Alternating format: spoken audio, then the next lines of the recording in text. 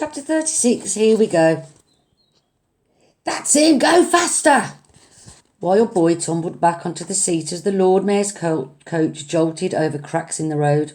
Two wheels came off the ground and the carriage almost tipped over before slamming back to the broken surface.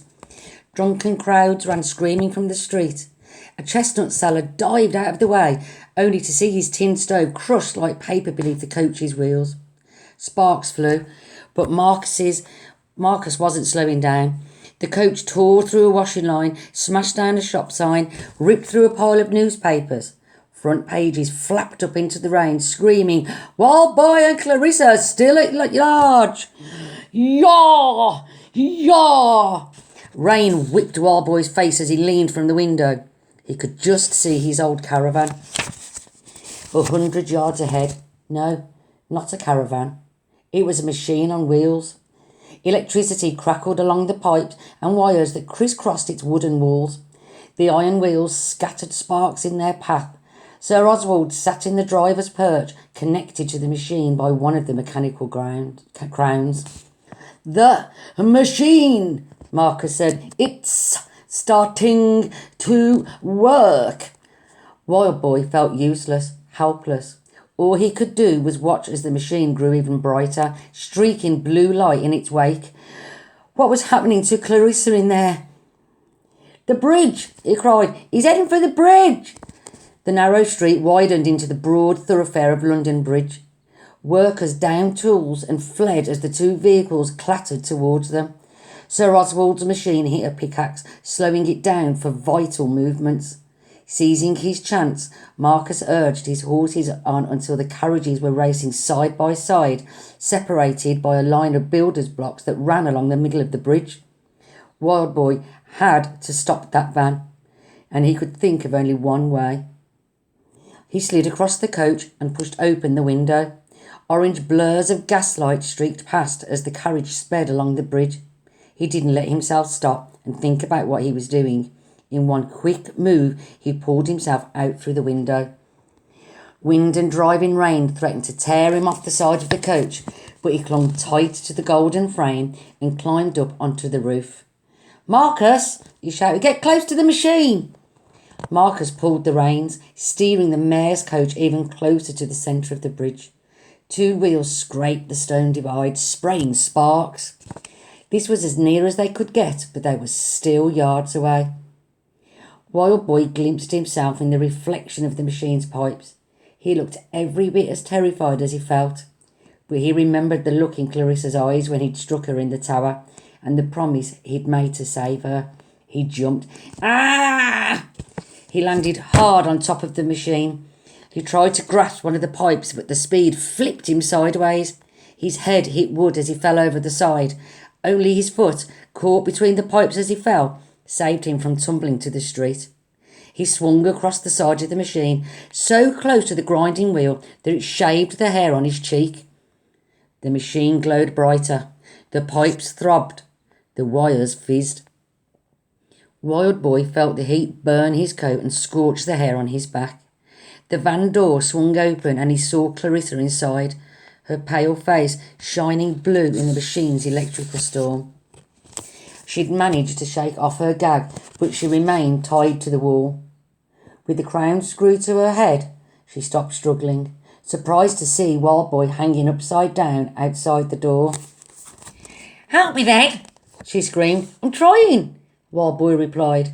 Struggling against the wind, he reached up and gripped one of the van's wooden slats. His hand brushed a pipe, and a shock of electricity shot his arm. But he fought away the pain and pulled himself back onto the roof.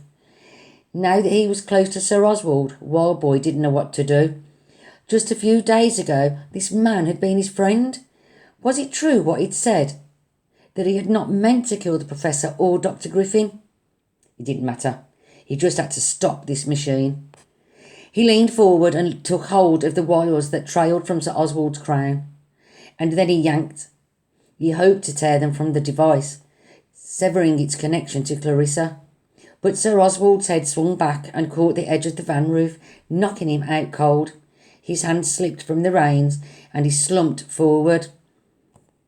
"Get up!" Wild Boy yelled at him. He reached past, him and grabbed one of the reins, but the horses were too scared to slow down. They ran even faster, out of control. Marcus tried to steer the mare's coach closer, but couldn't pass the stone barrier. "Get Miss Everett out of there!" he shouted. Edging back, Wild Boy pulled open the hatch in the roof and slid through. He dropped straight down and landed inside the van. "What are you doing?" Clarissa cried. "It's a rescue." "Rescue? We're going to crash. Why did you take so long?" Wild Boy grunted. There was no pleasing some people. Dragging himself up, he began to unscrew the crown from around Clarissa's head. He lifted it away and untied the ropes that bound her to the wall. The van shook as its wheels crashed against the blocks in the road. "Hurry! I am hurrying! Hurry faster!" The van jolted again, harder. "What was that?" Clarissa said as she pulled free of the ropes. Wild Boy pushed the van door open and looked outside. "The horses! They broke free!" The animals had jumped the stone barrier that divided the bridge, but the machine hadn't followed. Its wheels crashed against the blocks, and now it was on its own, trailing sparks through the rain. At any moment, it could plunge from the bridge. "We have to jump," Clarissa said. Marcus drove his coach as close as possible to the runway machine. If Wild Boy and Clarissa were lucky, they could leap and cling onto its rails. "Go!" Wild Boy yelled. Clarissa jumped. Instinct guided her hands. She caught the golden frame of the mare's coach, flung the door open, and swung inside. "Come on!" she called. Wild Boy was about to follow, but he glanced back. The hatch to the driver's perch was open, and he saw Sir Oswald unconscious in his seat. He couldn't just leave him. "No," Clarissa said. "Wild Boy, don't."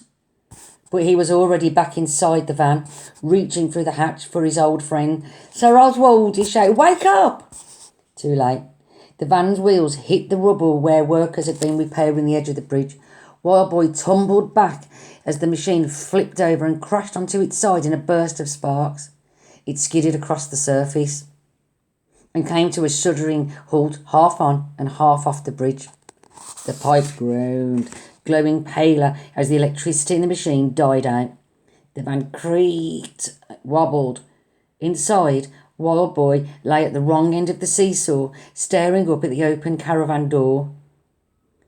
Rain poured through, hissing against hot metal. He didn't dare move, terrified that whatever he did would send the van over the edge. "Master Wild." The driver's hatch hung open. Sir Oswald sat in his perch, held him by a strap over the stumps of his thighs. The machine's crown had slipped on his head. He looked like a sad, broken king on his throne. He stared down at the dark river. He knew that it was his weight that was tipping the van over the edge. His hand shook as he reached to unfasten the strap. "I am sorry, Master Wild," he said. "I am sorry for everything." "No, Sir Oswald, don't." "All I wanted was to help you. Just tell me you believe that." Wild Boy did, and he said so. Despite everything his friend had done, he didn't want him to die. "Please, Sir Oswald, you don't have to do this." Sir Oswald looked back through the hatch. Tears glistened in his eyes, but he managed one last smile for his old friend. "Poppycock," he said. He unfastened the strap and fell. Sir Oswald didn't scream, didn't make a sound other than the splash from hitting the water. The scream came from Wild Boy, a desperate, heartbroken cry that filled the van and shook its walls as he watched the river swallow his friend. But at the same time, he'd never felt so strong.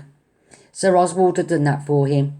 So now, more than ever, he was determined to survive. The caravan tipped back towards the bridge, but still threatened to slide over the edge. The open door was right above him. He had to get through and leap to safety. "No!" he urged himself. "No!" He sprang up and reached for the door. He managed to scrap the edge, but the caravan swung from the bridge. It slid over the side and plummeted down. Wild Boy cried out, but he didn't fall with the van. Instead, he remained hanging in the air. At first he didn't understand what had happened. Then he looked up and yelled in delight. A pale face smiled down at him, dotted with bright freckles.